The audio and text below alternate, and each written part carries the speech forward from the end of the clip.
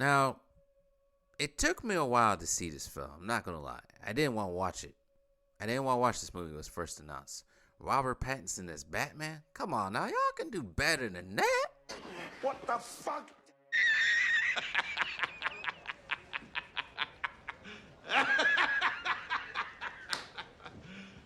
You serious? But I had to go back and I thought about it. I remember when I said Ben Affleck wasn't going to be a good Batman, but I was wrong about that. And I also don't care what people had to say about Ben Affleck being a good Batman. He went beyond what I thought he was going to do and be.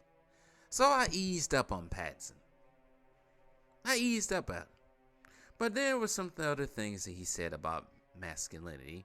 And he refused to work out for the role of Batman.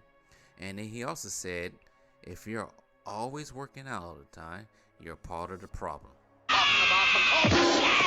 And a time to say that masculinity is being attacked these days, and I was kind of turned off from this movie. Don't care. I wish some actors would just shut up and just film the movie, make the movie, because some people are not the most intelligent people, especially actors. But they think they are. Especially when you can't pass the first page of a children's coloring book. But anyways, enough of LeBron hate. Anyways, initially I didn't want to see this film when it was released because I also refused to pay Disney or DC for the garbage they've been putting out. That might change soon with DC. Never mind. I realized what they did. DC's a mess right now. I just don't care about it. But I went to HBO Max one November night and decided to watch this film for free. And the opening scene to the film, the first appearance of Robert Pattinson's Batman, got to me. But before we dig in, please like, share, comment, and subscribe. Alright. What got to me about this film was the opening. I would say it's the epitome of what Batman is. What the whole story of Batman is. See, in the beginning you got the Riddler stalking his victim, the current mayor of Gotham City. As the mayor watches highlights of his previous debate, the mayor is on his phone as the Riddler watches in the darkness. The Riddler kills the mayor, knocking him out cold with a blunt object, and doing his deed after that. Now, the Riddler in this movie, he does not seem like the Riddler to me. Maybe only to me, maybe some other guys. I'm used to a guy dressed in a green three-piece suit with a hat on, not the Zodiac Killer. But the monologue from Bruce Wayne starts. We see Gotham City streets filled with rain, filled with people as they partake in the Halloween holiday. Bruce Wayne says he's hidden in the chaos. The element waiting to strike like snakes. But he's there waiting. We learn from the last 2 years, Batman has been working hard at night. We see the element, meaning the criminals committing robberies, doing their deeds. Batman realizes he's stretched thin and can't be everywhere at once. The city burns, but the criminals will never know where he'll be at. And then we're taken to a subway with a bunch of hooligans dressed in face paint and masked up. Bruce gets ready to take on the night as we see the bat symbol, a warning to that element. Fear is a tool. A great tool. Batman is correct on that. A scared criminal sees the bat symbol.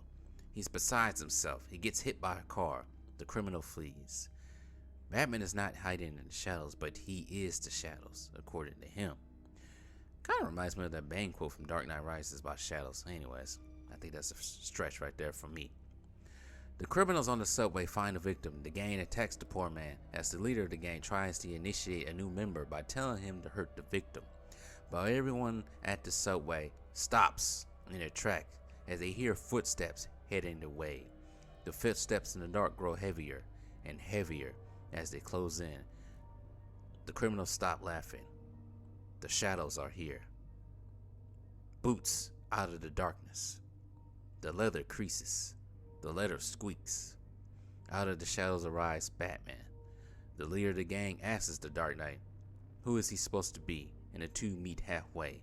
The leader of the gang attacks, but he is beaten severely by Batman, and Batman answers that question. I'm vengeance. Before we go on with the show, how about you guys like, share, subscribe to Franchise History TV, even comment down in the comments down below. I'm also on Instagram at franchise_TV and on Twitter at TV_franchise. I also have 2 other channels if you are interested: Lone Wolf Adventure TV and Franchise 2 Sports. So yeah, subscribe to those 3 channels. And also like, share, subscribe on all 3 of them. I say subscribe 3 times. I'm done. Bye. Well, after that, I kind of dozed off to sleep and had to watch the movie in 3 sittings. But what I really like, what really makes this scene outside showing the cinematography of the scene, but it's the music. The dark, beauty music is also the epitome of Batman. It builds the intensity of Gotham as well as Batman being vengeance in the city. Such a great scene. Now, did my opinion of Robert Pattinson change? I don't mind him as Batman. It's almost like he wasn't Batman. I do like the eye contacts that are cameras, but I don't mind him as Batman. But I do mind him as Bruce Wayne. It ain't for me. It reminds me more of what Dick Grayson would be as Batman. Less Bruce Wayne. I get it. They want this grunge, emo style Bruce Wayne for some reason. It's supposed to be a younger Bruce Wayne, but at the same time, Christian Bale looked like a young Bruce Wayne when he first started. It must be Pattinson's hair that he's sporting in this movie. I do like that they made this version of Batman more of a detective. Well, of course, he had to deal with the Riddler. I hate that damn mask that the Batman has. But anyway, it wasn't a bad movie. I saw some things in there that was good. I saw some things that I did not like. I don't know. I'm sorry for starting. I think this film or any other film in the future for this Batman can be, let's say this, it can be for people that are like this right here. Point of personal privilege. Yes.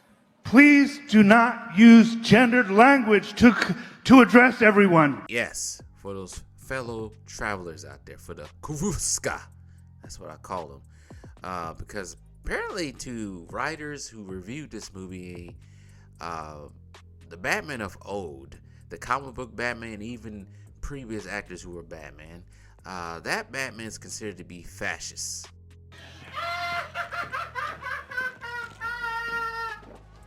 Yeah, Batman's a fascist. Anyways, tell me what you guys think.